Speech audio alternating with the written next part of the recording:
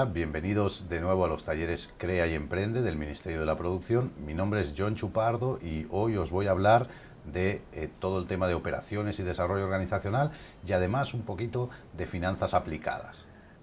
Muy bien, comencemos con operaciones y desarrollo organizacional. Vamos a hablar un poquito de operaciones y para hablar de operaciones dentro de una empresa debemos hablar primero de la importancia de los procesos dentro de la empresa. Los procesos es lo que genera valor dentro de la empresa. ¿Por medio de qué? De la transformación. Transforma una serie de insumos, como pueden ser materias primas y otros, por medio de los recursos humanos y recursos financieros, para conseguir el producto o servicio final que va a ser el que va a llegar a nuestro cliente. Esos procesos y actividades son parte esencial de la cadena de valor. La cadena de valor es todas aquellas actividades que necesitamos hacer para conseguir llevar nuestro producto o servicio a nuestro cliente.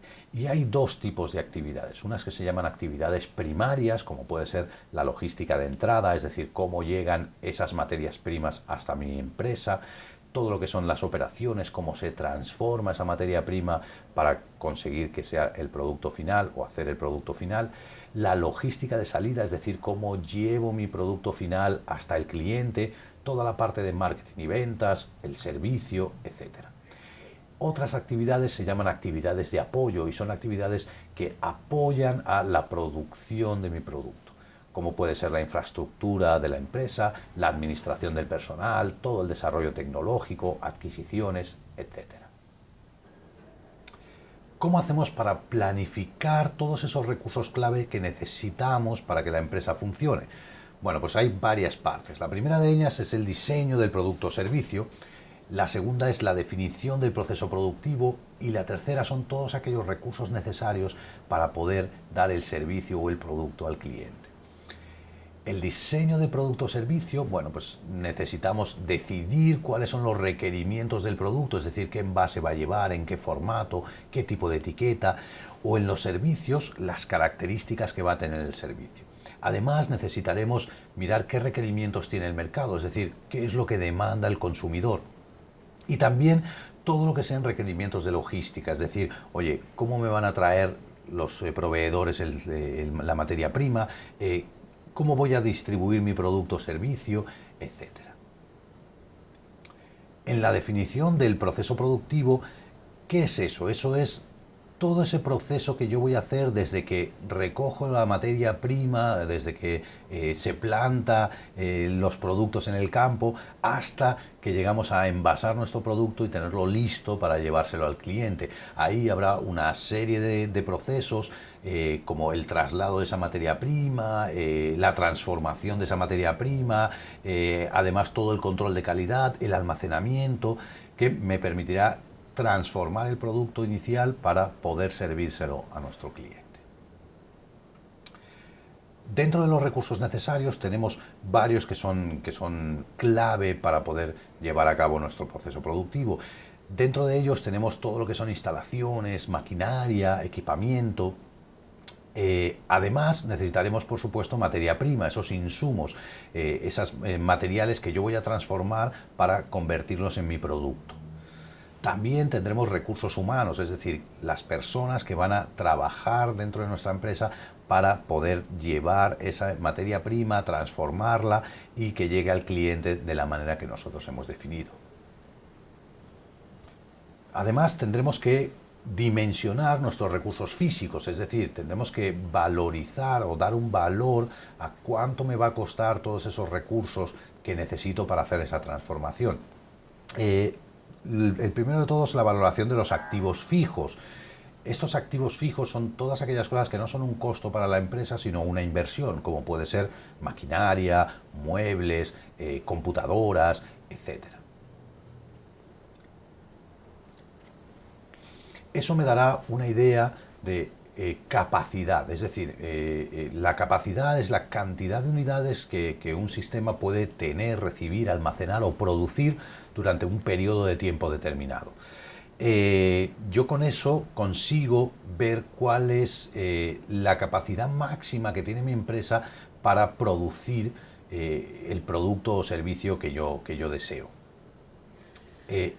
Debemos planear esa capacidad porque es una decisión estratégica asociada a cuánta capital voy a invertir, cuánto dinero voy a poner en mi empresa. Y además es un factor de éxito para mi empresa, porque tengo que optimizar el uso de mis recursos financieros. Así que si tengo mucha capacidad pero tengo pocas ventas, estoy desperdiciando el dinero de la empresa.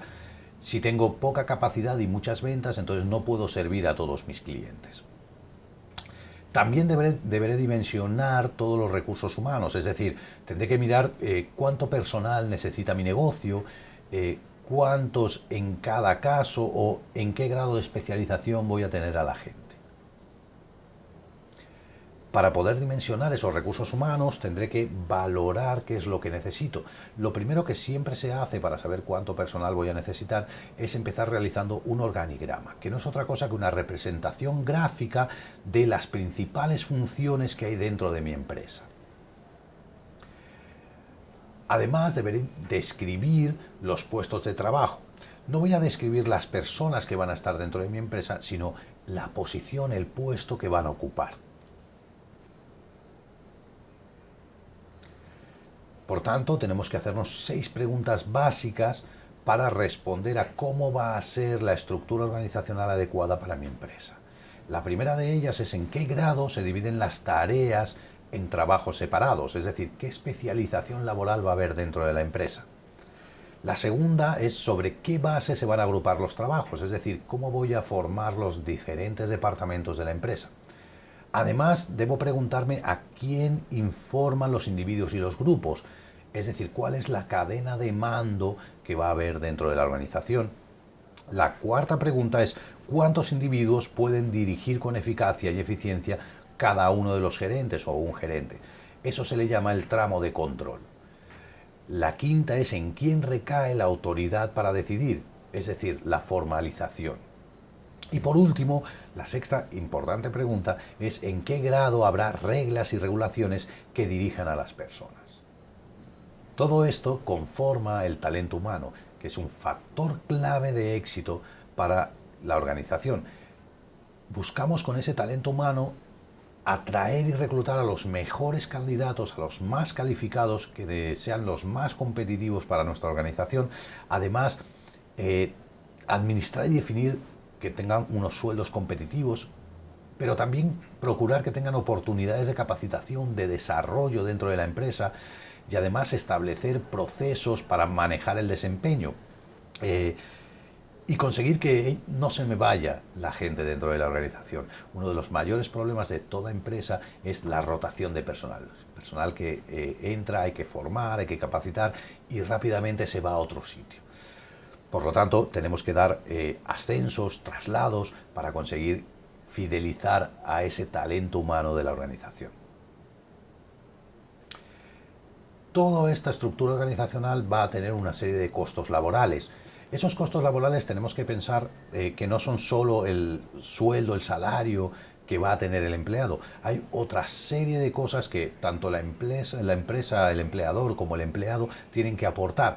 Pueden ser CTS, gratificaciones, salud, tema de vacaciones. Todas esas cosas conforman el costo, el sueldo bruto del empleado.